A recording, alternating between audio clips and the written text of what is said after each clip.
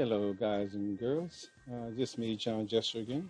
Last time I was reading from this book. I was at the Texas Roadhouse. I was reading from inside, and pretty much stopped there. There was a lot of noise and talking going on in the background. I thought I'll come home and make a recording here and give you a little bit more of the chapter of the book.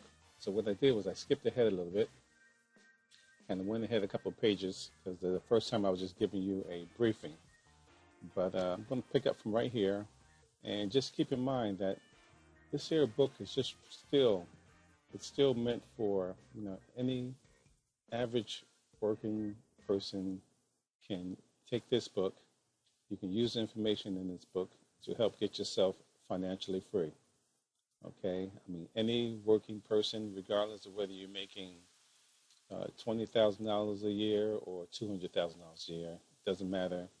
I found that in my experience, most people are pretty much in the same, don't want to say the same trap, but they pretty much have the same habits of using money. All right. I mean, I know people that make $20,000 a year and they have the same spending habits. I know people that make $200,000 a year, and although they're making more money, they're pretty much close to being in the same situation as the person with that's making 20,000 or 50,000. They just have a little bit more gadgets, all right?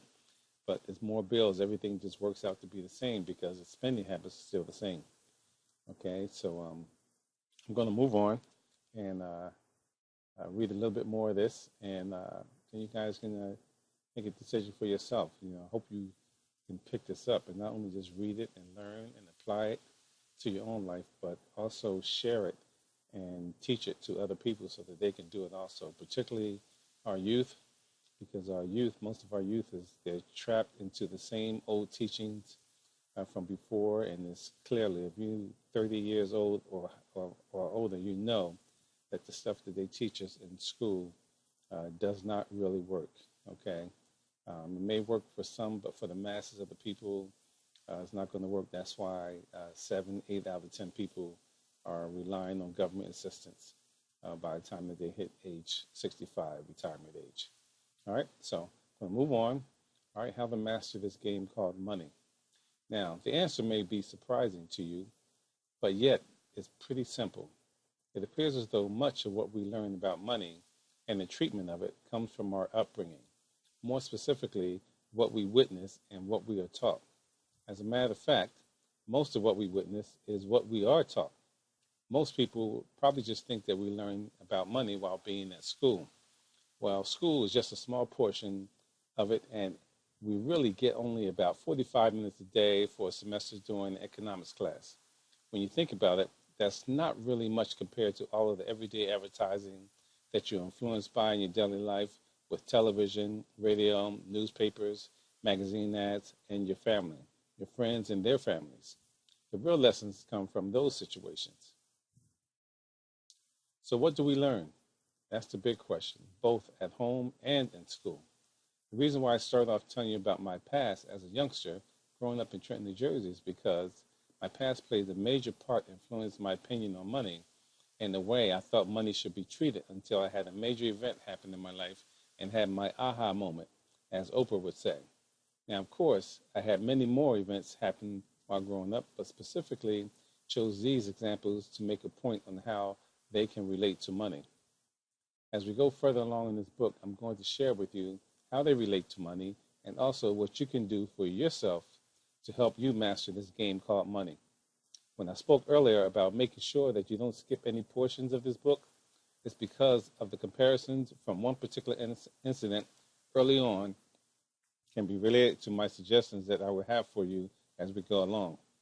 Earlier in life, I would have to look at some of these incidents as problems, but now, because of my own personal growth, I can see them as solutions to the problems. Now I can look at my earlier years as preparation for the place in life today.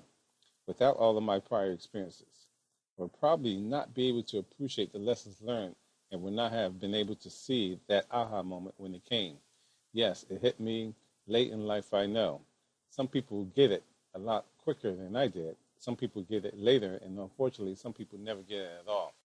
So, in writing this book, I would like to be part of the vessel that opens the door for you to have your moment when you decide to master this game called money. Part of mastering this game has a lot to do with tracking, recording, and passing on information from one family member to another. Passing information from one generation to another. This is a concept that used to be practiced years ago, but seemed to have been lost over many generations, at least in my family, and most likely in my hometown of Trenton, New Jersey, and many other urban communities. I can probably guess that some people might take offense to that statement and/or argue that it's not true, but it's clearly evidence in the results. It seems that with the recent generations, some information has been passed on, but very little in the fashion of mastering the money game. Even today, as I look around at my own old community and many others, it seems as though the information being delivered is mainly focused on social acceptance, politics, religion, education, and/or, as I like to say, the miseducation of education. These areas of focus in many communities are being used as shiny objects of distraction and a means of control of the direction of the people. Okay, let's talk about what I shared so far. I shared with you about my great-great-grandmother, Indian Mills Ann, of which she had over 100 acres of land here in New Jersey. Every time I think about that, I think, OMG, how great would that be today if that had been passed down through the generations? I wonder how much it would be worth today. I also wonder what was built on this land and what we could be doing with it today. Many questions run through my mind on what happened and what could have been done. Many thoughts. Now, that's a situation for a power much higher than me.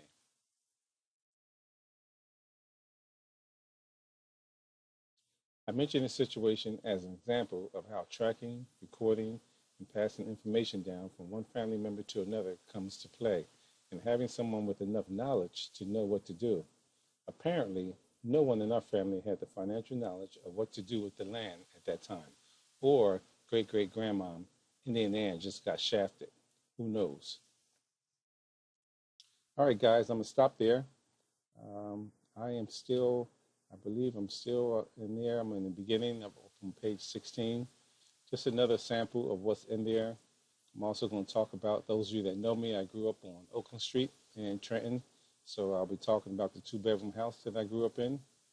All right. And all these things that I talk about relates to um, money in the early years. It relates to how you treat money, how you think about money, whether you think you're going to be able to obtain money in the future or not, or whether you just wind up settling for what other people who was doing before you.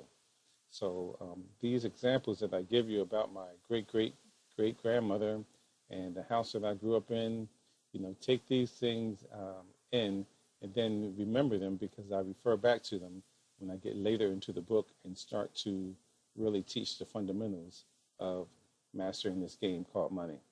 All right, so this is John Jester signing out. Hope you appreciate that little tidbit. All right, and I'll see you guys on the next video. Peace. Bye-bye.